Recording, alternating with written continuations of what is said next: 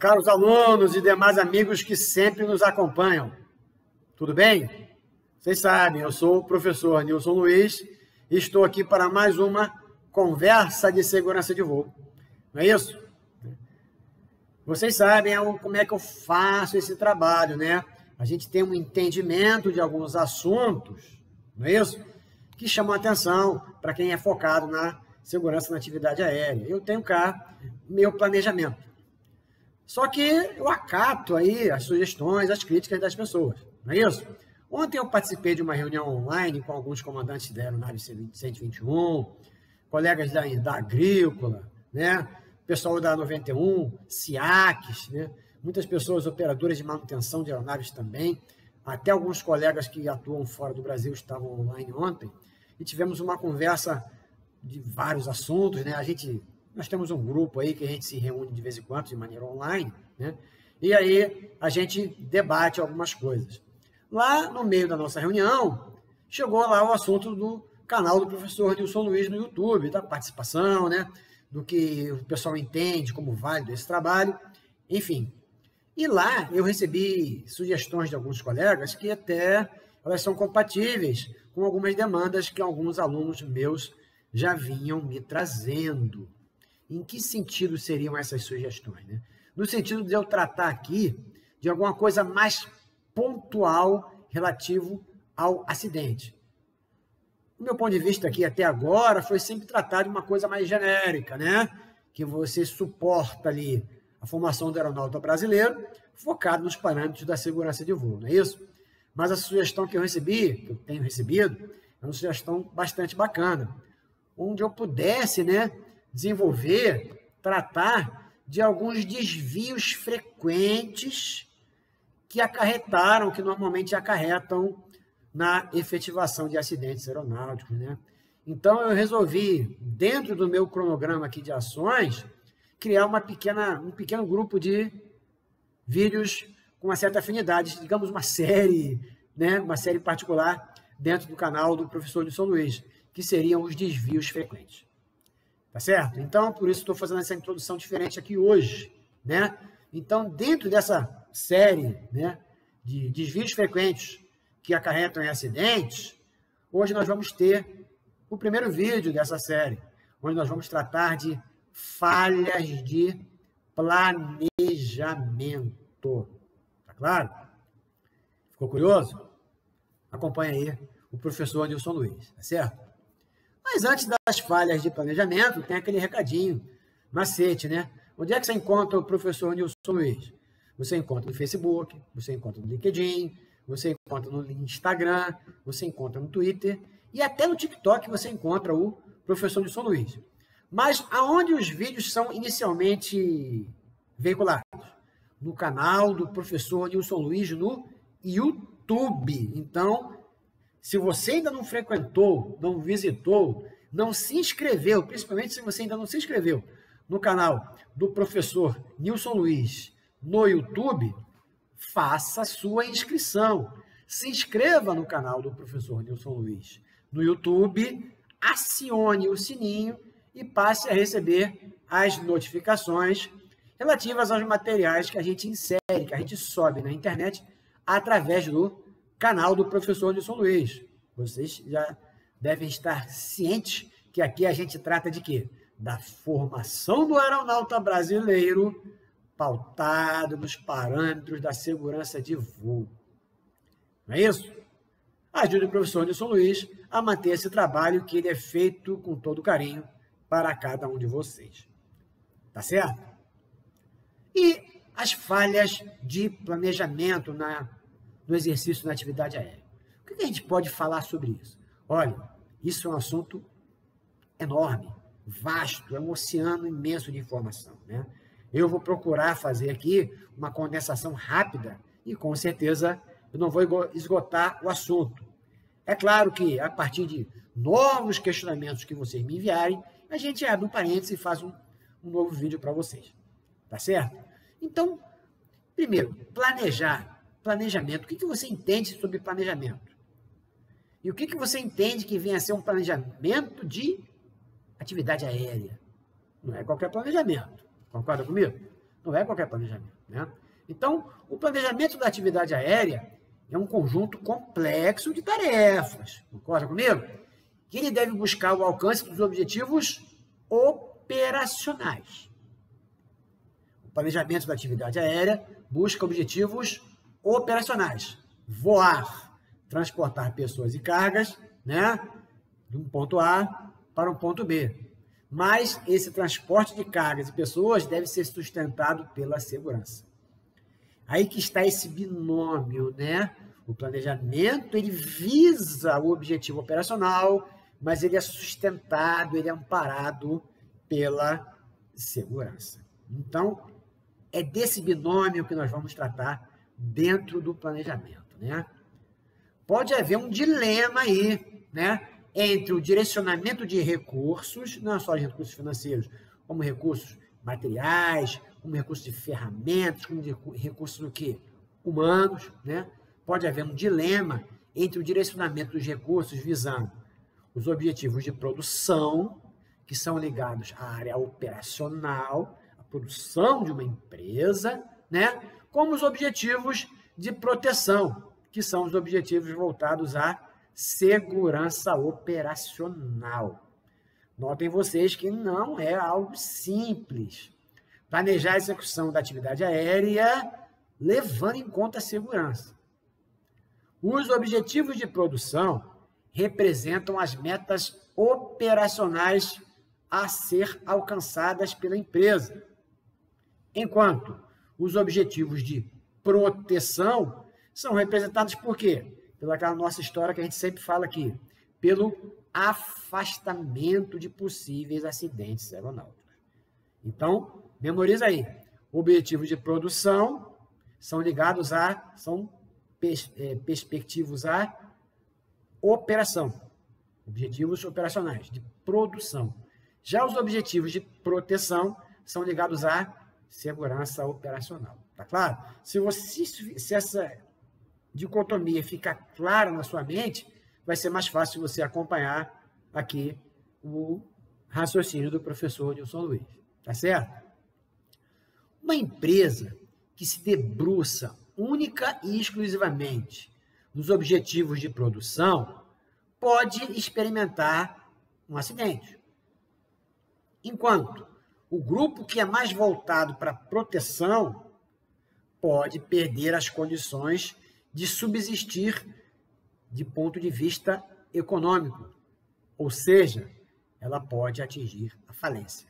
Aí o dilema citado lá no início, né? O dilema entre a produção e a proteção. Quem é única e exclusivamente voltado à produção, que voa a qualquer custo, ele pode experimentar um acidente. Quem está totalmente voltado à segurança, deixando a produção de maneira secundária, pode experimentar a falência. Difícil, né? Difícil esse assunto, né? Os gestores têm um trabalho difícil pela frente. O difícil equilíbrio entre essas duas buscas deve ser a tônica de uma empresa aérea eficaz e afastada de acidentes. Parece fácil, mas não é tarefa simples, né?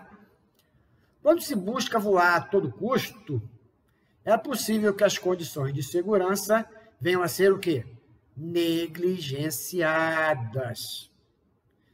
Caso se insista em operar dessa forma, a probabilidade do acidente vai aumentando gradativamente. É muito fácil a gente conseguir uma pesquisa rápida na internet, exemplos de empresas que fecharam após acidentes. Tem empresas que dificilmente se levantam, né? Há uma necessidade de uma gestão muito forte para levantar uma empresa após um acidente. É isso? Vamos citar aqui alguns exemplos de falhas de planejamento operacional, tá claro? É claro que não vai esgotar o assunto, mas aqui no nosso pequeno vídeo de hoje, a gente vai tratar de uma forma bem abrangente. Vamos lá. O planejamento pouco detalhado, definindo até o aeródromo alternativo do voo, mas sem levar em conta o combustível em quantidade segura, segundo a legislação vigente, não é isso? Para o alcance do aeródromo alternativo. Lembre-se daquele episódio da empresa Lamia, daquele time de futebol que, infelizmente, teve muitas vítimas, não é isso? Foi um evento catastrófico, onde uma violação repetitiva em relação ao quantitativo de combustível vinha dando certo, até certo ponto que ocorreu o acidente. Aí vocês sabem desse acidente, né? Deixava de abastecer no ponto A para abastecer no ponto B, devido ao preço do combustível. Enfim, houve lá um outro avião na frente dele que pediu emergência, ele teve que ir para uma rota de espera, ele não tinha condição de ir para a rota de espera e deu no que deu, né? Então, um planejamento pouco detalhado, sobretudo quanto ao quantitativo de combustível a chegar no alternativo, atendendo à legislação vigente. Tá claro? Vamos para outro exemplo. Deixar de realizar briefing antes do voo e de conhecer as reais condições da aeronave. A aeronave está boa? A aeronave está boa. Mas não dá nem uma lida no diário de bordo. Não comenta nada que está na caderneta. Enfim, né? Então, você não tomou conhecimento das reais condições da aeronave, né? Isso também é uma falha de planejamento, tá certo? Deixar de levar em conta o cálculo de peso e balanceamento, seja para todo o desenrolar da rota, seja para as condições mínimas de balanceamento, para você conseguir fazer a decolagem de segurança, a rotação, subida, tudo aquilo, né? Então, o peso e balanceamento não pode ser negligenciado, tá claro? Também é um exemplo que a gente consegue identificar nos acidentes que a gente toma conhecimento aí, tá certo? Eu já atendi alguns acidentes com erros básicos de peso e balanceamento, ou até, né, com o peso e balanceamento sendo negligenciado de forma total. Coloca as bolsas aí, tem mais gente chegando, pode embarcar. Enfim, né, o total descaso com o peso e balanceamento da aeronave. Vamos para outro exemplo. Manter uma rotina que não leva em conta as panes durante o voo. Sobretudo, aquelas panes que requerem apoio de pessoal de solo, né? Aquelas situações que não estão previstas no QRH da aeronave, né? Quick Reference Handbook. Aquelas situações que dependem um pouco mais de quê? De experiência e de uma tomada de decisão assertiva. Tomada de decisão também é um assunto vasto, né? Porque ninguém entra em qualquer atividade profissional sendo experiente. Todo mundo ingressa sendo inexperiente. E quanto mais inexperiente, é mais provável que você tenha tomadas de decisão inadequadas. Por isso, a mescla na tripulação entre sempre um experiente, bem experiente, com alguém que está ingressando na atividade agora. É isso? Deixar de ter o cuidado necessário ao escalar tripulações, observando o quê? Relações interpessoais. O ser humano tem limitações, tem simpatias, tem antipatias. É claro que nós, profissionais, temos que saber separar isso. Isso é importante saber separar isso. Isso não pode ser preponderante. Só que o setor que faz a escala também tem que levar em consideração esses aspectos, não é isso? Não é porque você, fulano, não se dá bem com o ciclano, que eu não vou escalá-los para voar juntos de maneira alguma. Não é isso. Mas é caso que, se eu puder evitar, eu vou evitar. É inteligente para mim eu evitar escalar pessoas que não têm um bom relacionamento entre si para fazer um voo na minha empresa, né? Isso é preponderante? Não, mas é importante para ser levado em consideração, né? E também as habilidades não técnicas dos tripulantes. Hoje é um assunto que está muito em voga, né? As habilidades não técnicas. Eu fiz uma palestra há 10 dias atrás tratando do assunto lá no Rio Grande do Sul, né? Então, o que são habilidades não técnicas? A formação de um aeronauta tem um aspecto técnico predominante, né? Mas o tempo foi passando, né? E as pessoas foram percebendo que as habilidades não técnicas também têm uma grande importância no que acontece dentro da cabine, sobretudo no desenvolver do CRM, né? Por quê? Porque as habilidades não técnicas são aquelas que não são diretamente ligadas à operação da aeronave, como habilidades sociais, habilidades gerenciais, habilidade de comunicação, habilidade de concentração. Nada disso é voar, é pilotar, ou ver a interface da máquina com quem está pilotando. Não. Tudo isso é indiretamente ligado à atividade aérea, só que é intrinsecamente ligado à atividade aérea. Então, quem faz a escala também tem que levar em consideração esses aspectos. Como eu disse para vocês, planejamento é algo complexo, né? Por isso que é muito fácil dele falhar, né? Outro exemplo, negligência na verificação das condições meteorológicas na rota. De acordo com o tipo de avião que você está operando, as condições meteorológicas são preponderantes, né? Existem aviões mais sofisticados, que eu posso subir mais, contornar as formações, mas existem aviões pequenos e mais simples que eu não posso. Eu simplesmente não devo executar aquela rota enquanto tiver aquela formação meteorológica ali. Eu teria que fazer uma volta enorme, vai mudar o planejamento, abastecimento, enfim. É mais inteligente aguardar, né? Agora, o planejamento permite que você aguarde e só decole no dia seguinte. Essas questões têm respostas em função de quê? Em função das situações que você está vivendo, das circunstâncias que você está vivendo. Notem aí, espero que vocês estejam percebendo, a importância do planejamento efetivo para o exercício de uma atividade aérea segura. Tá claro? Mais um exemplo aqui, ó. A falta de execução de briefing para diferentes estágios do voo, né? Acabamos de decolar, nivelamos para novo, verificação de cabine, como é que tá, cada um vê o que tem que ver, e agora é o seguinte, daqui a 10 minutos nós vamos começar a descida, né? Então vamos proceder o briefing de descida, sim, vamos proceder o briefing de descida. Quais são os auxílios que nós vamos usar lá do aeródromo de destino, né? Qual é a condição de vento, qual é a condição de temperatura, primeiros contatos com o aeródromo de destino.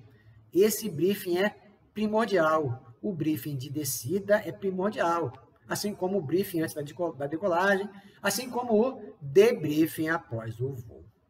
Tá claro? Então, a falta de execução de briefing para diferentes estágios do voo também é um exemplo que nos mostra uma falha de planejamento. Tá claro? Desse pequeno número de exemplos que eu pude elencar com vocês aqui hoje, né, é possível concluir que abrir mão de um planejamento detalhado leva a tripulação a condições limitadas de segurança até antes da decolagem, se for o caso.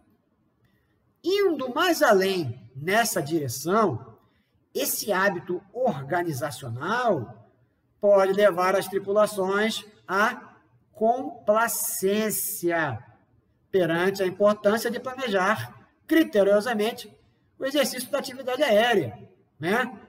Você faz tanto tempo que acaba sendo o quê? Complacente. A complacência é danosa, não somente por impor lacunas na identificação de condições latentes, mas como também ela pode servir como atalho para violações. Tá claro? Para que o acúmulo de condições latentes se transforme em um acidente, basta uma única falha ativa. E o que é a falha ativa? É a participação humana. Não é isso? O ser humano, ele é modificado pelo meio que ele faz parte. Tá certo? De acordo com esse meio, uma falha ativa banal pode passar despercebida pelo planejamento, pelas tripulações, pelo pessoal de apoio ou até pela tua tripulação, né? E depois que se identifica, eu já estou em condição irreversível, né? De acordo com o tipo de falha ativa que a gente está tratando, lá segundo o Reason, né? De acordo com o tipo de falha ativa que você está tratando, você ingressa em uma situação irreversível. Não há mais o que fazer. Tá claro, meus alunos? Tranquilo? Amigos que sempre nos acompanham. Tudo certinho? Então, nesse ambiente vasto e complexo que é o planejamento da atividade aérea, eu deixo para vocês esse recado de hoje, né? É o primeiro vídeo da série, o quê? Desvios regulares que geram acidentes. Tá claro? Hoje nós falamos das falhas de planejamento para o exercício da atividade aérea. Vou repetir, né? O planejamento, ele é de grande importância e complexo, então tem que ter pessoas qualificadas em número qualificado. Peço um favor aos amigos do planejamento aí, né, do setor de operações de empresas aéreas. Por favor, não executem, não elaborem um planejamento para depois ser somente verificado ou avaliado pelo colega da segurança operacional, pela equipe da segurança operacional. Chama o colega da segurança operacional, se possível, coloca a mesa dele na mesma sala que você, né, para fazer esse planejamento a 4, 6 mãos, né? Um planejamento que é elaborado juntamente com o pessoal da segurança operacional, ele é mais difícil de gerar algumas dessas falhas que a gente citou aqui. Tá claro? Então, a gente percebe, né, a gente tem um desejo, né, que o setor de planejamento e segurança operacional deixem de ser setores independentes e passem a se fundir, e as pessoas tenham as suas mesas na mesma sala, de forma que o planejamento já saia com aquela visão da segurança operacional. Se a sua empresa trabalha assim, meus parabéns, você está se afastando bastante do possível acidente. A gente é repetitivo, mas a gente tem que voltar a repetir, né? O acidente vai acontecer. O que nós temos que fazer é que ele não aconteça conosco, o vizinho trabalhar da mesma forma, o vizinho do vizinho trabalhar da mesma forma, e assim por diante. Tá claro? Não deixem de visitar o canal do Professor Nilson Luiz. Se inscrevam no canal do Professor Nilson Luiz, coloquem lá nos comentários as suas sugestões de críticas, tá certo? Estou aguardando aí a participação de vocês. Bons estudos, fiquem com Deus e continuem contando comigo. Até logo!